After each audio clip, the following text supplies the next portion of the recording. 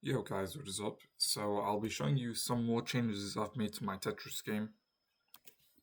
So I'll run the game and show you. Basically, unlike before when I was using a single pair of square braces, now I'm using two pairs.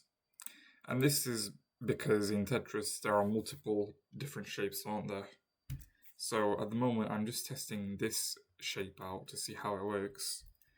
And we can see when it lands at the bottom, it locks into place, and there's a new generated block coming from the top down to the bottom. Now I can also stack blocks like so. Okay, now I'll show you something else. This is a small problem which I've been having for a while. This isn't specifically to do with this shape, but just a logic issue that's been in this game for a while. But if I press the down key, you can see that the square brace itself moves down as well when there's like a space below it, like that. And that happens when I press the down key. So that's something I need to fix, because that is going to be an issue, isn't it? It makes the game very buggy to play, as you can see. So I'll show you how I kind of did it.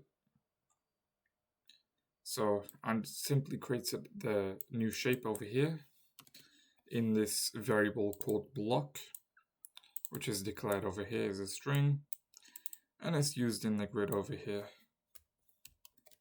Then, to make sure that spaces are being filled in by both positions of the new shape, I'm doing this over here. So I'm doing grid row column equals single block, and then I'm doing grid row column plus 1 equals block, and this is to represent the second position in the grid for the second pair of square braces, if that makes sense.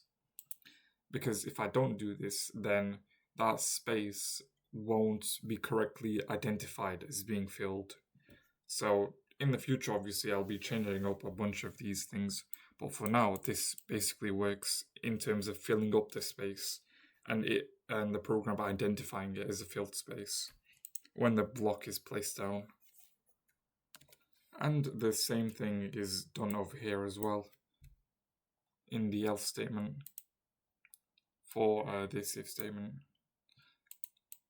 So basically, for now, I think this is a temporary solution. This is not the best solution, obviously, but I think it's a decent temporary solution. Not the best for the long run, though. But these are the changes I've made so far. It's not a lot, because I've not been working on this game too much. But I hope to update you guys soon, more on the progress. If you guys liked the video, then drop a like down below, and if you want to comment, then comment.